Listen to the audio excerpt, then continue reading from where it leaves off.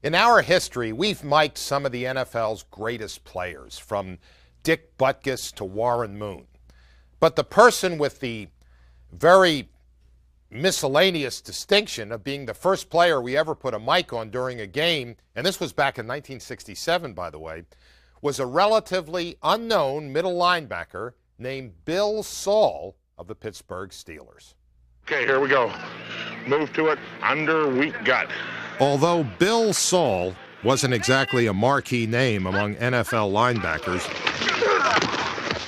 he proved to be an ideal choice for our first ever wiring, because he had a voice that recalled a B-movie gangster, and then there was the way he looked. He had a face not unlike the guy they call Lurch on the Addams Family. He, of course, looked a little bit like Herman Munster. And, of course, no one ever said to Bill Saul that he looked a little bit like Herman Munster. I'm sure right now he looks like a movie star.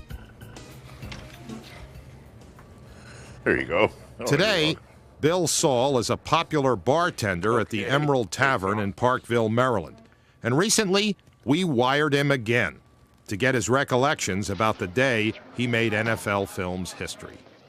They actually put the mic right in the middle of my shoulder pads. It was actually, right there. And from then on, they just said, be yourself. Keep it up, stick them mothers. Stick it down their ear.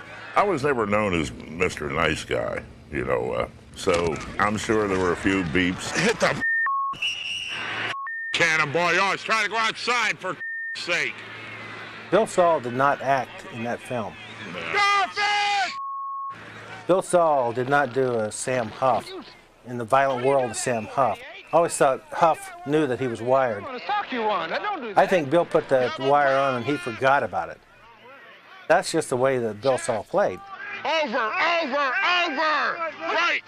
There was no, I'm going to do this for the camera or anything. That's the way he was out there. He wasn't in! All right, okay. Good call. Hell of a call. Bill Saul was a typical middle linebacker of the 50s and 60s.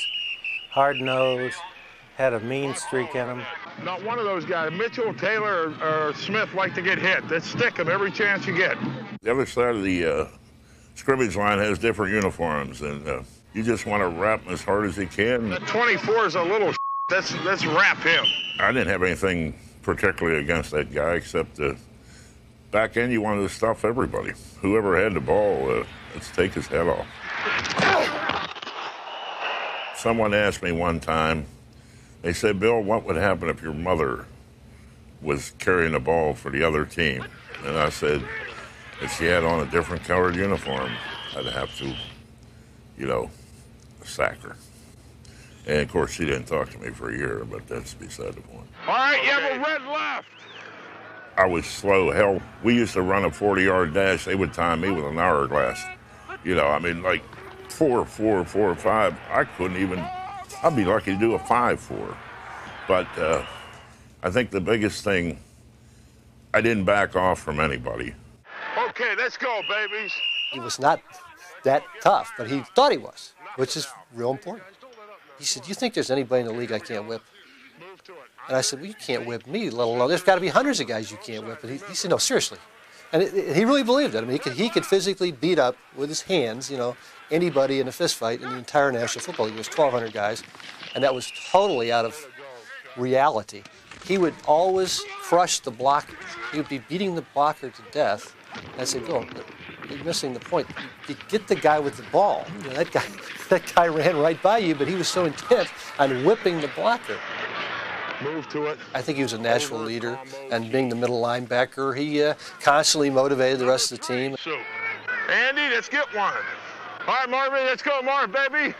You're good, baby. First called the signals and made the corrections, made the changes. Jeff!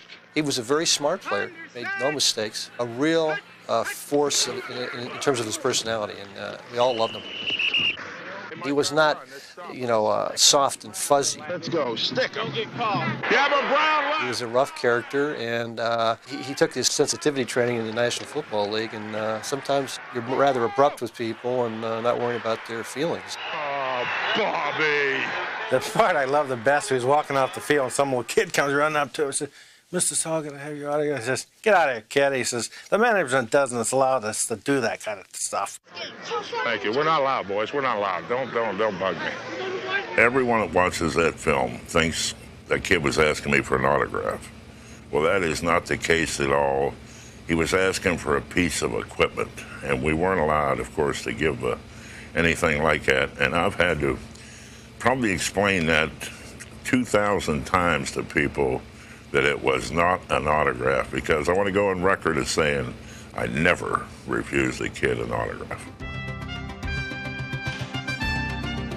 I know I wasn't in the limelight as much as Butkus or Nitsky or even Tommy Nobis, and I was sort of surprised that they picked me out, you know, to do the wiring. Watch your pass. To me, he's the real NFL. He's the guy that was down on the pitch, getting a tough job done and receiving very little publicity. So they made an interesting choice, because I think they chose Saul because they thought it would be more interesting to show someone who was having problems, I mean, being blocked occasionally and having the difficulties that real players have. Not, you know, if you just see a superstar, he's always winning every little contest. You look easy on your own. Thank you.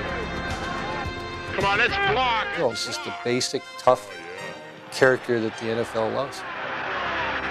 Keep it a stick, them mothers. Stick it down her ear.